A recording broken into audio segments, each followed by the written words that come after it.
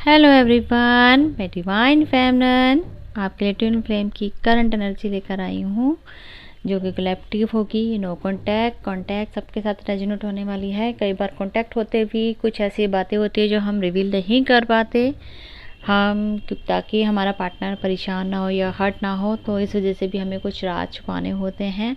और इस टाइम जो आपकी डीएम की एनर्जी है, अपने एनर्जी के अकॉर्डिंग देखिएगा आप कौन सी एनर्जी में है। और कई बार आकर आपसे रेजोनेट नहीं करती है तो आप समझ जाइए कहीं ना कहीं कभी भी रेजोनेट कर सकती है। आपका डायमेंशन फ़र्क हो सकता है। अभी आप हो सकता है बिगिनर हो, अभी 4D में हो, 5D में, किसी भी वे में हो सकते हो, तो इसका मतलब रेजोनेट नहीं हुआ तो कभी भी नहीं होगी। ये नहीं होता, कभी भी हो सकता है, लेकिन इसको पॉजिटिव वे में देखिए और इसे कुछ सीखिए। अगर कुछ गाइडेंस मिलती है तो वो भी लेने की ज़रूरत होती है, ठीक है। ये कभी भी अचानक से हो सकता है, इससे कोई मतलब नहीं है कि कोई आगे कोई पीछे हम, लेकिन हम सब ट्विन फ्लेम हैं तो हमारे पैटर्न के अकॉर्डिंग हर एक चीज़ होती है, ठीक है। तो अभी आपके पार्टनर की एनर्जी इस टाइम ऐसी है कि वो आपको ऑफ़र तो देना चाहते हैं, बहुत ही प्यार भरी, बहुत ही लवेबल मोमेंट आपके साथ जीना चाहते हैं, महसूस करना चाहते हैं, फील करते हैं, आगे बढ़ना चाहते हैं। लेकिन कॉन्फिडेंस की कमी उनके अंदर बहुत है। वो क्योंकि आपको खोना नहीं चाहते, वो करेज करते हैं आगे बढ़ने की, आपसे बात करने की, आपको ऑफ़र देने की। लेकिन उन्हें पास याद आ जाता है कि मैंने उनके साथ इतना कुछ किया तो मुझे कैसे माफ़ किया जाएगा। मतलब कहीं ना कहीं ये डिवाइन उनके अंदर ये जो थॉट्स हैं लेके आता है। वो कोशिश करते हैं आने की, लेकिन डिवाइन इंटरवेंशन जो है वो उन्हें आगे बढ़ने नहीं देता, उनका कॉन्फिडेंस लेवल लो कर देता है। और इस वजह से आपको भी पता लग रहा होगा, आपकी बॉडी इफेक्ट्स जो हो रहे होंगे इस टाइम, आप वहाँ से फील कर सकते हैं। आप लो एनर्जी में आ जाते हैं जब वो ऐसा सोचते हैं, थॉट क्रिएट करते हैं, आगे बढ़ना चाहते हैं लेकिन बैक हो जाते हैं, कॉन्फिडेंस लेवल उनका गिर जाता है।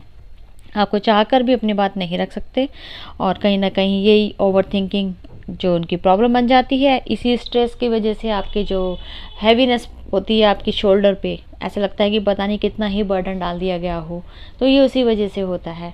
ये एक पेन होता है जो कि आपके नेक और शोल्डर, जब पे आपके जॉइंट होते हैं नेक और शोल्डर, तो वहाँ पे जो आपका पेन होता है वो आपका स्ट्रेसफुल की निशानी होती है, ठीक है।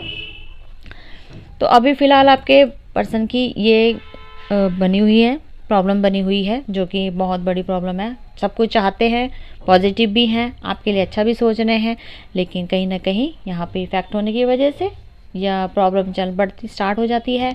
और फिर ओवर थिंकिंग, इधर उधर पास से अपने आप को ही गिल्ट करना, किसी से बात ना करना, सबसे दूर हो रहे हैं, कट आउट करना, अपनी लाइफ से चले जाओ, सब मेरी लाइफ से मैं अकेला, लोनलीनेस फील करते हैं। बस ऐसे उनकी ओवर थिंकिंग बढ़ती जा रही है। लेकिन डीप लेवल पे आपको बहुत ज़्यादा प्यार भी करते हैं, जो कि एक ट्रुथ है। इसीलिए उन्होंने अपने लाइफ में सब बैलेंस करने के लिए एफर्ट कर रहे हैं, कोशिश करते हैं कि आगे बढ़ा जाए। कब तक ऐसा चलेगा? अगर मैं यही सोचता रहा कि मैं या उनको खोने के डर से डरता रहा या रिजेक्शन मिलेगी इस फियर से ऑपरेट करता रहा, तो मेरी कभी विशफुलमेंट नहीं पूरी होगी। वो ऐसा सोचते हैं, कोशिश कर रहे हैं, एफर्ट कर रहे हैं अपने आप को बैलेंस करने की, आप दोनों के बीच में बैलेंस हो जाए ताकि वो आपको ऑफ़र दे सके। और कहीं ना कहीं उन्हें ये भी रियलाइजेशन हुआ है कि जो मेरी पार्टनर है वो एक मदर की तरह मेरे से प्यार करती थी, लेकिन मैंने उनका कहीं ना कहीं उनको हर्ट किया है। और इस रिग्रेशन में भी, रियलाइजेशन में वो फील करते हैं और ये भी जानते हैं कि एक यही डीएफ हैं जिन्होंने मुझे मदर बन के या मदर की तरह मुझे प्यार किया और मुझे सपोर्ट किया और मुझे आगे बढ़ने में हमेशा उन्होंने ग्रोथ दी। लेकिन मैंने कहीं ना कहीं इनके साथ बहुत गलत किया है, ये सोचते हैं। वो ही एक रीज़न बन जाता है कि बस अगर मैं उन्हें ऑफ़र दूँ कहीं वो मुझे रिजेक्ट ना कर दें, और उन्हें लॉस्ट होने का बहुत डर लगता है कि अगर मैंने ऑफ़र दिया तो मुझे रिजेक्शन के साथ साथ कभी ये होगा कि हमेशा के लिए मेरी लाइफ से ना चले जाएं।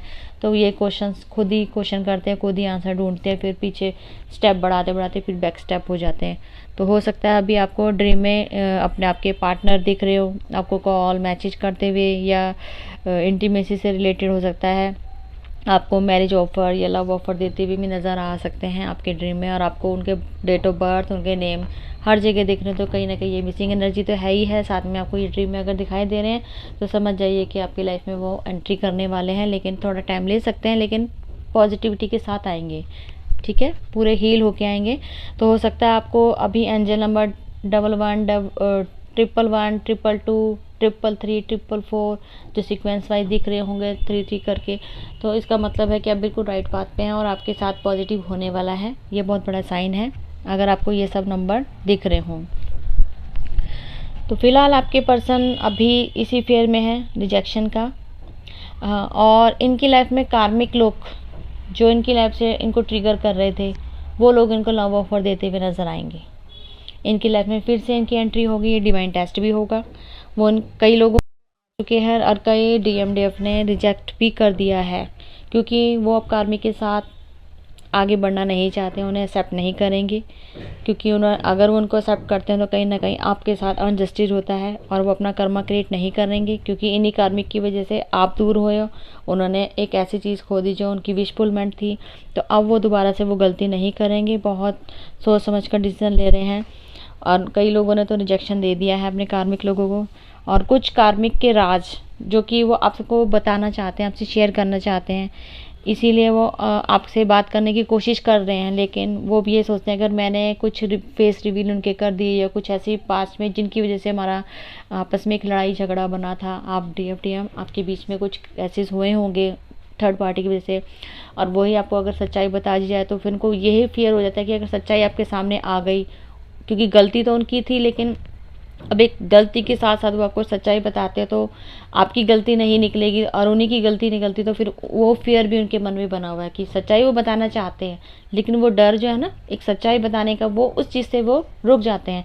लेकिन वो कोशिश कर रहे हैं कि जब आप बैलेंस होंगे, आपको बैलेंस किया जाएगा और आपके साथ बैलेंसिंग में आएंगे और आपके सामने ट्रू अपना लव ऑफर करेंगे, तब उसके बाद वो धीरे धीरे आपको वो फेस उनके जो हैं वो रिवील कराएंगे, आपके सामने सच्चाई लेके आएंगे। तो फिलहाल अभी वो ट्रांसफॉर्मेशन के टाइम उनका चल रहा है, तो हील भी हो रहे हैं और पॉजिटिविटी रख रहे हैं आपके लिए, और लेकिन अकेलेपन में वो बहुत कुछ इनर वर्क भी कर रहे हैं, अपने आप को चेंज करने की पूरी कोशिश कर रहे हैं ताकि आपके लायक बन सके, आपको ऑफर दे सकें। तो हो सकता है जिन लोगों के शोल्डर में पेन है, शोल्डर मतलब जिनके नेक और शोल्डर जॉइंट करके पेन है, वो तो आपका जो पार्टनर है DM है या DF है वो स्ट्रेस लेते हैं इस वजह से है। लेकिन जिन लोगों के ओनली शोल्डर जॉइंट जो हैंड और शोल्डर का जो जॉइंट है, अगर वहाँ पे पेन हो रहा है दोनों हैंड में, कभी वो पेन आपके पूरे हाथ में पहुँच जाता है राइट में, कभी लेफ्ट में, अगर वो मूड स्विंग की तरह आपके हाथ में कभी लेफ्ट में कभी राइट में अगर ऐसा पेन हो रहा है, और खाली नेक वाली साइड पे नहीं, खाली शोल्डर और हैंड के जॉइंट पे पेन हो रहा है, तो वो लोगों के लिए गुड न्यूज़ है, उनका कर्मा रिलीज हो रहा है। इसीलिए आपको ये पेन बहुत हैवी पेन हो सकता है जो अभी फुल मून के इफेक्ट के करके वो बाहर इशू बाहर अपने आप से हो रहा है, रिलीज हो रहे हैं, तो ये आपको इफेक्ट जरूर नज़र आएगा। अब इसको जरूर नोट कीजिएगा, दोनों चीज़ों में फ़र्क है।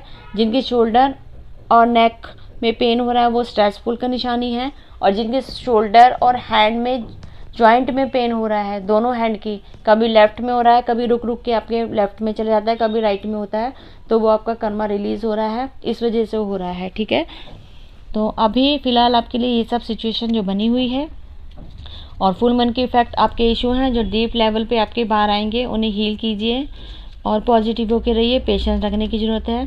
तो आप सबके लिए गाइडेंस है, और चक्र करते रहें, इनर वर्क करते रहें, मेडिटेशन करते रहें, ग्राउंडिंग करना है, सॉल्ट वाटर का यूज़ करें, ऑरा लॉक करें, पॉजिटिव रहें, ग्रेटिट्यूड पे करें गॉड, एंजल, सिस्टर को। Thank you so much.